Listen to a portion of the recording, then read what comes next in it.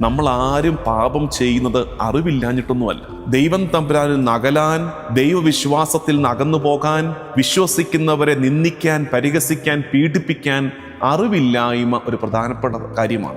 അതുകൊണ്ടാണ് ഈശോ പറയുന്നത്, ഞാൻ വന്ന് നിങ്ങളോട് സംസാരിച്ചില്ലായിരുന്നെങ്കിൽ നിങ്ങൾക്ക് പാപം ഉണ്ടാകുമായിരുന്നില്ല. എന്നുവെച്ചാൽ എന്താ അതിൻ്റെ അർത്ഥം? അപ്പൊ കർത്താവ് വന്നതുകൊണ്ടാണ് ആ പാപം ഉണ്ടായത്? അങ്ങനെയല്ല. ഞാൻ വന്ന് സംസാരിച്ചപ്പോൾ നിങ്ങൾക്ക് അറിവ് കിട്ടി. ആ അറിവിനോടും നിങ്ങൾ നിഷേധം കാണിക്കുമ്പോൾ അത് പാപമായിട്ട് മാറുന്നു. പക്ഷെ അറിവ് കിട്ടാത്തവർക്ക് അത് പാപമല്ല, അത് അജ്ഞതയാണ്, ഇഗ്നറൻസ് ആണ്. ഇപ്പൊ രണ്ട് രീതിയിൽ കാര്യങ്ങൾ നടക്കും. ചിലർക്ക് കർത്താവിനെ നിന്ദിക്കുന്നത് അജ്ഞത കൊണ്ടാണ്, ഇഗ്നറൻസ് കൊണ്ടാണ്. അപ്പൊ അവരെ നോക്കിയാണ് കർത്താവ് കുരിശിൽ പ്രാർത്ഥിച്ചത്. അവർ ചെയ്യുന്നത് എന്തെന്ന് അവരറിയുന്നില്ല, അവരോട് ക്ഷമിക്കണേ, അറിവില്ലായ്മ കൊണ്ട്. പക്ഷെ നമ്മുടെയൊക്കെ കാര്യത്തിൽ പ്രശ്നം എന്നറിയാവോ? നമുക്കിതറിയാം. കാരണം എന്താ? കർത്താവ് നമ്മളോട് വന്ന് സംസാരിച്ചത് കൊണ്ട് നമുക്ക് പാപമുണ്ട്. എന്താ കാര്യം?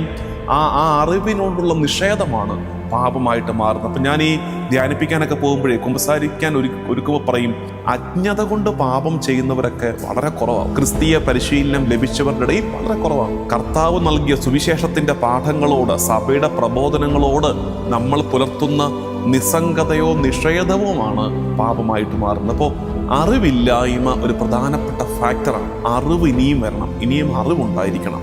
പീഡനത്തിന്റെ ഒരു കാരണം, ദൈവനിഷേധത്തിന്റെ, വിശ്വാസരാഹിത്യത്തിന്റെ ഒരു പ്രധാനപ്പെട്ട കാരണം അറിവില്ലായ്മയാണെന്ന് തിരിച്ചറിയുക.